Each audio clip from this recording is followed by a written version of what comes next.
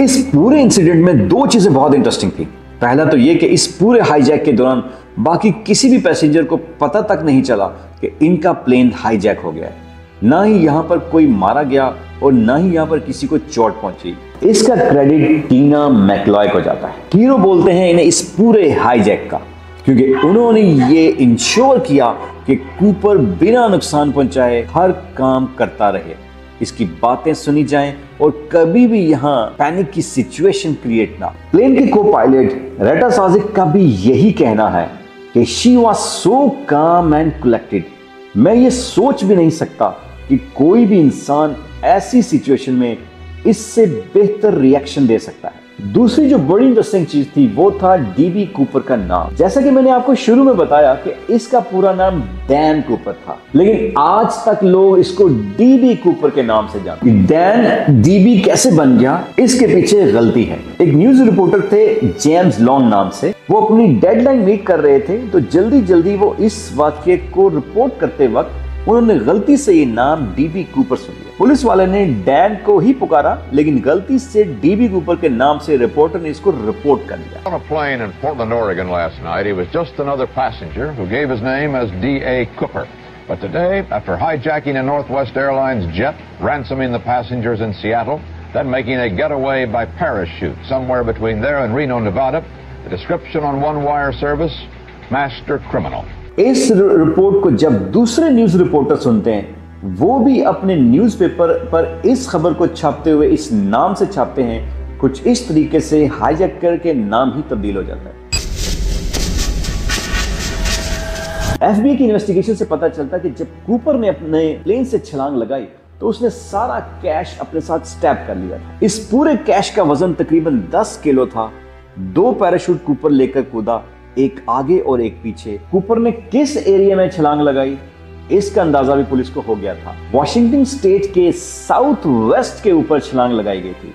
नीचे मौजूद थे बड़े बड़े पाइन फॉरेस्ट, लेक्स और बड़े बड़े कैनन्स, जहां खतरनाक भालू रहते थे। इन्वेस्टिगेशन के शुरुआत में एक्सपर्ट्स ने यह कहना शुरू कर दिया कि कोई चांस ही नहीं है कि यहां पे कोई शख्स दोबारा जिंदा बच सके।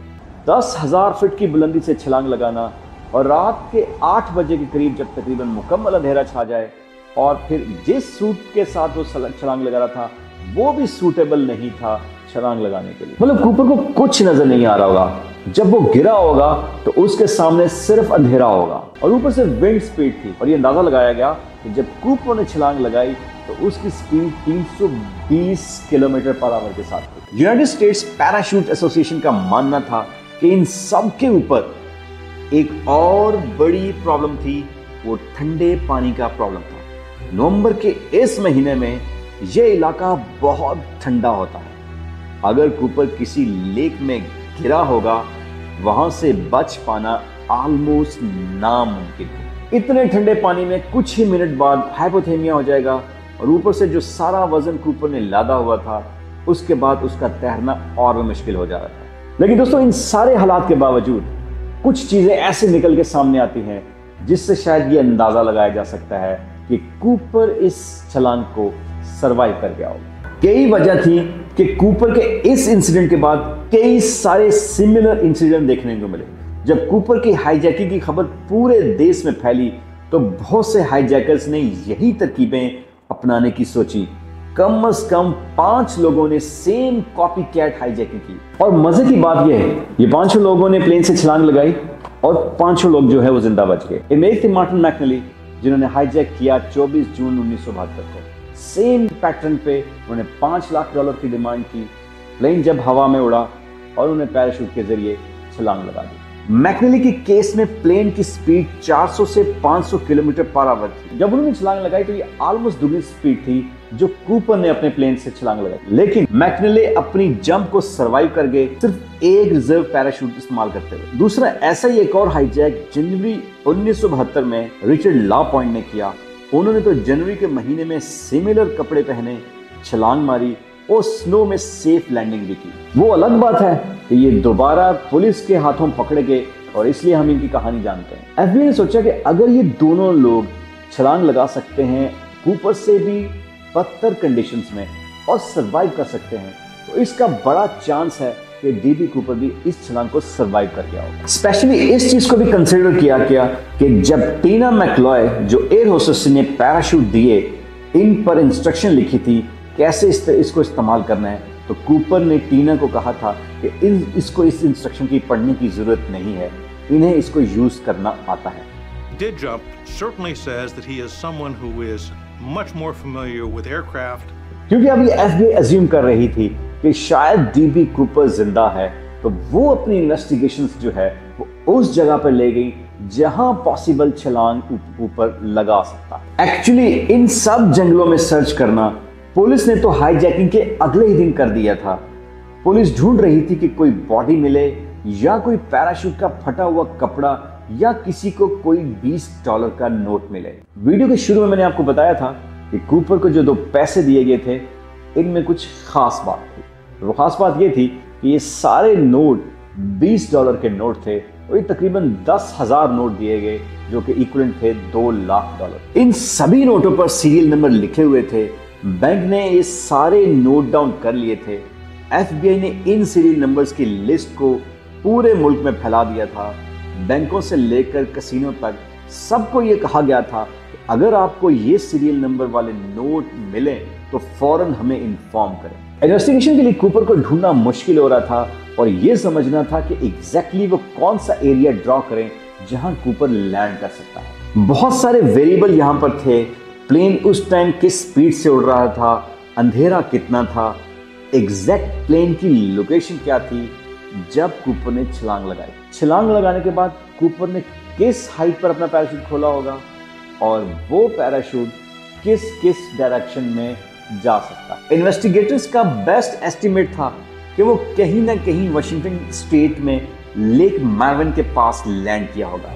एफबीआई ने इसका एक प्रैक्टिकल एक्सपीरियंस भी किया कि अगर हम हवाई जहाज को सेम कॉन्फ़िगरेशन से उड़ाएंगे और इस हवाई जहाज से 91 किलो का स्लैड स्टेयर्स के थ्रू पैराशूट करेंगे और वो स्लैड कहां जाकर लैंड करेगा, हम इससे शायद कुछ बेहतर आइडिया लगा सकते हैं कि कूपर एग्जैक्टली कहां जाकर लैंड हो सकता। इसके अलावा पुलिस डोर टू डोर भी सर्च करने लगी, लोगों को घरों में जाकर पूछने लगी। एफबीआई ने ये सारी खबर पूरे मुल्क में छिपा दी कि किसी को कोई $20 का नोट का गड्डी मिले या कोई डेड बॉडी मिले या इवन पैराशूट का कोई भी कपड़ा मिले तो वो हमें जरूर इत्तला करे, लेकिन उनको कुछ भी नहीं मिला। ऐसे में एफबीआई ने तमाम नोट जो कूपर के दिए थे इनके सीरियल नंबर अखबार में छुपा देती है। साथ ये ऑफर भी कर देती है जो इस सीरियल नंबर का एक नोट लेकर आएगा हम उसको $1,000 इनाम देंगे। ये ऑफर 3 साल तक चली, लेकिन एक भी नोट का नामो निशान तक ना मिला। अब हम आते हैं 1979 में।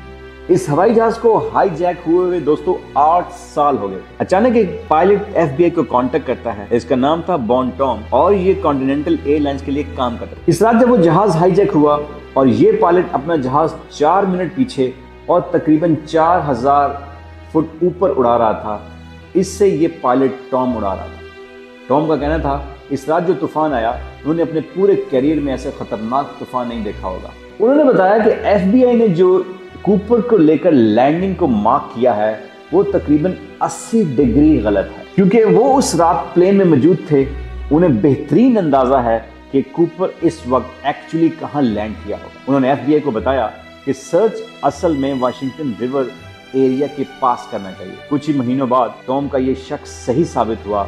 एक 8 साल के बच्चे को कोलंबिया नदी के किनारे पर $20 के कुछ नोट्स पड़े हुए मिलते। ये सभी नोट्स $20 के थे और कुछ ही गड्डियां बनी हुई थी जिन्हें रबर बैंड से बांधा गया था। जैसे ही पुलिस ने इन नोट्स की सीरियल नंबर को मैच किया, ये एग्जैक्टली वही नोट्स थे जो कूपर को दिए गए। इस जगह को क्रॉस सर्च किया जाता है लेकिन ज्यादा पैसा नहीं मिलता, कुल मिला के तकरीबन $6,000 ही मिलते हैं। और टॉम की जो हाइपोथेसिस थी कि कूपर इस एरिया में लैंड किया होगा वो सच साबित होती है। टॉम ने कहा था कि कूपर वाशिंगटन रिवर के पास ही लैंड किया होगा।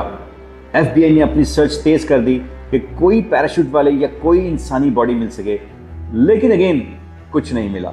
एफबीआई के एजेंट रिचर्ड टॉसो का मानना था कि कूपर इस रात इस नदी के ठंडे पानी में डूबकर मर गया होगा। दोस्तों बड़ा ही इंटरेस्टिंग पॉइंट यहाँ पे ये था कि जिस 8 साल के बच्चे को ये नोट पड़े हुए मिले थे उसको इनाम के तौर पर इन्हीं नोटों का कुछ पोर्शन दिया गया। और साल 2008 में जब वो बच्चा बड़ा हुआ, उसने 15 नोट्स को बेचा और इन 15 नोटों की बदौलत उसको $38,000 मिले, क्योंकि कूपर का केस इतना पॉपुलर हो गया था कि लोग इन नोटों को पाने के लिए मुंह मांगी कीमत देने को तैयार हो गए। ये कूपर था कौन, इसका बैकग्राउंड क्या था, ये कूपर आया कैसे और एक्चुअली इसकी आइडेंटिटी है क्या। एफबीआई के पास कुछ ज्यादा मालूमात नहीं थी इन सवालों के जवाब के लिए, सिवाय इसके कि कूपर की छोड़ी हुई एक टाई और उसकी टाई क्लिप। वो टाई क्लिप असल में गोल्डन थी। टाई क्लिप में कुछ स्पेसिफिक माइक्रोस्कोपिक पार्टिकल्स मिले थे। मार्च 2009 में एक रिसर्च टीम इन पार्टिकल्स को रिसर्च करने लगती है। इस टीम के कुछ साइंटिस्ट मौजूद थे। उन्होंने इलेक्ट्रॉनिक माइक्रोस्कोपिक के अंदर इन पार्टिकल्स को जांचा। इस टाई में कुछ पोर्शन अनअलॉयड टाइटेनियम का है, कहीं पर एल्यूमिनियम और कहीं पर टाइटेनियम था।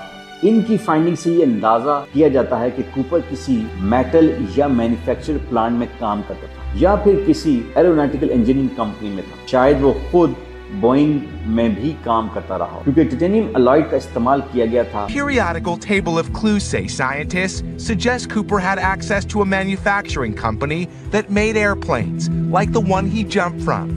Perhaps a company with a connection to Boeing. Investigation के पहले साल एफबीआई ने क्रू मेंबर्स से और पैसेंजर्स से मुलाकात करके ये जानने की कोशिश की और ये स्केच ड्रॉ करने की कोशिश की कि आयदर कूपर दिखता कैसा था। जो पहला स्केच निकला 28 नवंबर 1971 को, वे एयर होस्टेस ने रिजेक्ट कर दिया।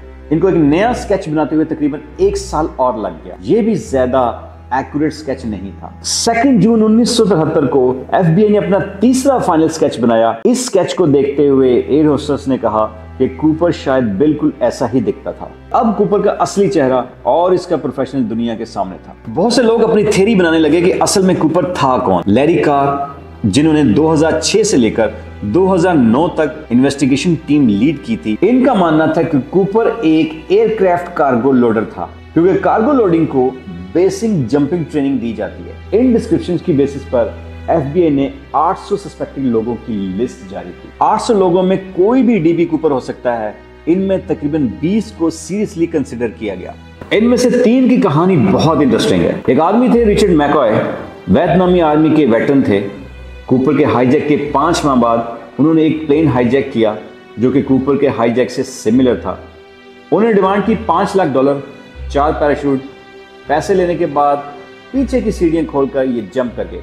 लेकिन फर्क सिर्फ ये था कि हाईजैक के सिर्फ 2 दिन बाद एफबीआई ने इनको गिरफ्तार कर लिया। 45 साल इनको सजा सुनाई गई और एफबीआई को लगता था यही कूपर है और इन्होंने दूसरी बार अटेम्प्ट किया हाईजैक करने की। 1991 में एक किताब भी पब्लिश होती है, dB Cooper the real McCoy. इस किताब में एफबीआई एजेंट रसल कलमे लिखते हैं कि जब मैकॉय के खानदान को जब टाई और टाई क्लिप दिखाई गई जो असल में कूपर की थी, तो उन्होंने कहा कि हाँ यही मैकॉय की है। लेकिन जब मैकॉय से पूछा गया कि क्या वही डीबी कूपर हैं, तो उन्होंने मना कर दिया कि ना तो वो इस बात से इनकार करते हैं और ना इकरार करते हैं कि वो डीबी कूपर है। जेल में 2 साल बिताने के बाद मैकॉय एक जेल ब्रेकिंग अटेम्प्ट करते हैं।